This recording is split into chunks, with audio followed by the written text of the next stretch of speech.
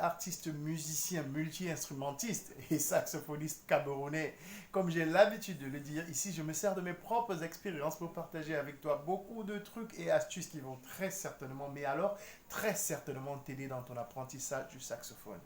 Alors si tu es passionné de musique comme moi, passionné de saxophone, tu es friand de connaissances et friand d'astuces, je pense que tu es au bon endroit. Ne bouge pas, on se retrouve tout de suite juste après ceci.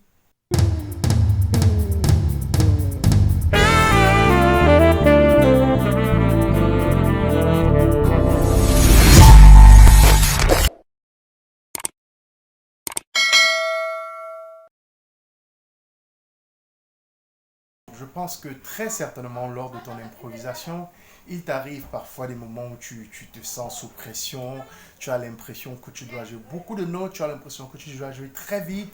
Bref, tu es sous pression.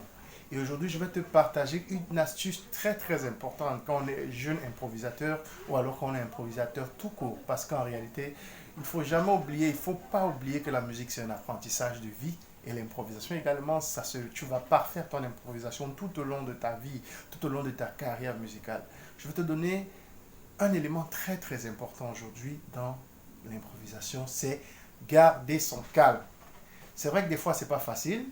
Des fois, on peut avoir la constipation intellectuelle ou alors la diarrhée intellectuelle, ça dépend du contexte. Constipation, c'est quand on a du mal à trouver des idées. Et diarrhée, c'est quand on veut tout donner d'un seul coup. Ce que je vais te dire, c'est que je vais te rappeler quelque chose que je t'ai déjà dit ici. L'improvisation ne se fait pas au hasard. L'improvisation se fait essentiellement avec les armes et les outils qu'on maîtrise. Il faut pouvoir les agencer de manière cohérente dans son esprit, dans sa tête, pour pouvoir produire quelque chose de beau. Mais aujourd'hui, on va insister sur quelque chose d'important, c'est garder son calme. Garder son calme. Respirer. Contrôler sa respiration. Vibrer au rythme de la musique. Garder son calme. C'est quelque chose qui est très difficile à faire souvent quand on est dans les improvisations, mais c'est quelque chose qui est faisable. Et tout de suite, je vais te donner un exemple.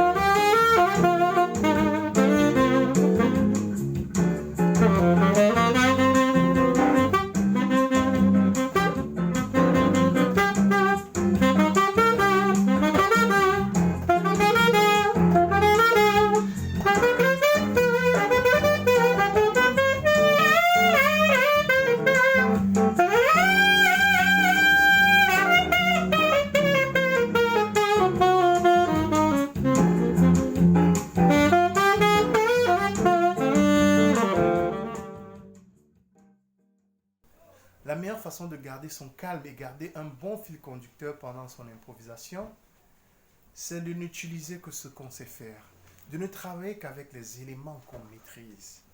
Et ça, c'est très important. D'où l'importance de travailler sans relâche ce qu'on n'a pas assimilé. Pour qu'au moment de les utiliser, tout ceci arrive clairement dans notre esprit et qu'on puisse les utiliser de manière facile. C'est clair qu'à un moment donné, dans son improvisation, en fonction de son niveau de maîtrise, on peut on peut aller dans certaines envolées. Mais c'est sûr de rester cohérent avec ce qu'on est en train de raconter lors de notre improvisation. Un exemple.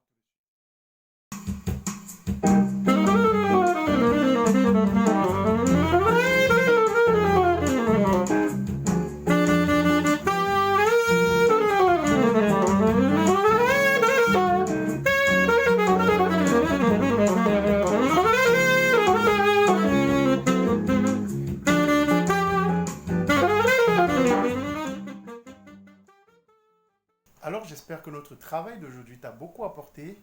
J'espère que ça a éclairé davantage ta lanterne sur les zones d'ombre que tu avais concernant l'improvisation et que ça t'a apporté un plus dans ton approche de travail. Je vais te demander humblement ce que je te demande toujours, de me laisser un pouce, de partager la vidéo pour que d'autres personnes comme toi puissent profiter de ce beau partage, de t'abonner si ce n'est pas encore fait et de me laisser en commentaire tout ce que tu aimerais savoir ou alors des questions sur lesquelles tu aimerais qu'on travaille. Et ce serait un plaisir pour moi de les répondre dans la mesure du possible. Alors à très très bientôt. Ciao, bye bye.